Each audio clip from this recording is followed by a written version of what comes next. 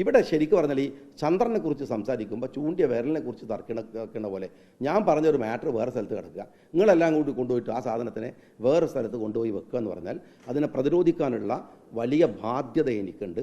ഒന്നുകൂടെ ഞാൻ പറയാം, ഇന്നത്തെ കാലമാണ്. ഈ കാലത്ത് പിന്നെ ഒട്ടും വിശ്വാസം ആരില്ലാത്ത കാലമാണ്.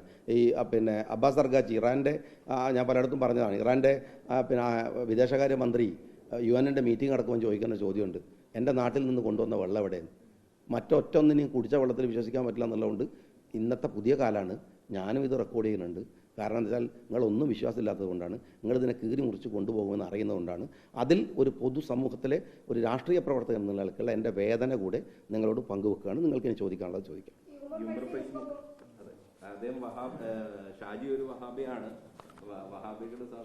ഏത് സഖാവ്? അതന്നെ ചോദിച്ചോ, ഏത് സഖാവ് എന്താ പറഞ്ഞത്?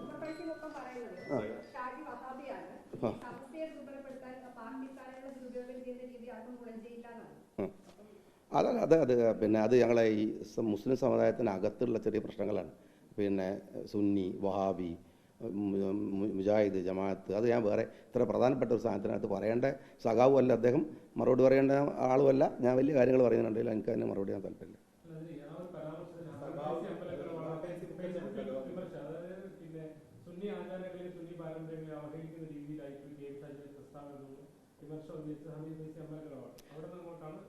ഞാൻ അവിടുന്ന് അങ്ങോട്ടല്ല, വർഗീയതയാണ് ഇതിലെ പ്രധാനം. ഇതൊരു ചെറിയ ഇഷ്യൂ ആണ്. ഞാൻ സുന്നിയാണോ, ഞാൻ മുജാഹിദാണോ, ഞാൻ ജമാഅത്താണോ എന്നുള്ളത് ഞാനും പഠിത്തവുമായിട്ട് ബന്ധപ്പെട്ട കാര്യമാണ്. പിന്നെ സുന്നി എന്ന പ്രസ്ഥാനത്തിൻ്റെ സർട്ടിഫിക്കറ്റ് ഒരുത്തൻ്റെ കയ്യിൽ നിന്നും വാങ്ങേണ്ട ഗതികേട് KM ഷാജിക്കില്ല. ഇവിടെ പലതരം സമൂഹം ഉണ്ട്, പലതരം വിശ്വാസികളുണ്ട്.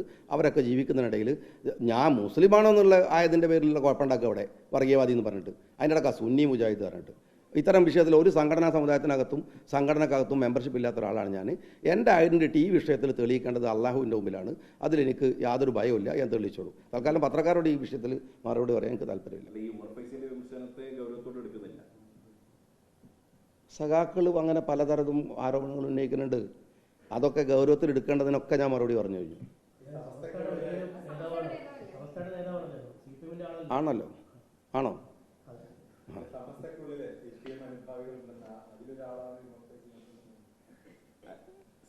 നിങ്ങൾക്ക് വേറെ എന്തെങ്കിലും ഇതുമായിട്ട് ഈ സാധനം അല്ലാത്ത വേറെ എന്തെങ്കിലും ചോദിക്കാം?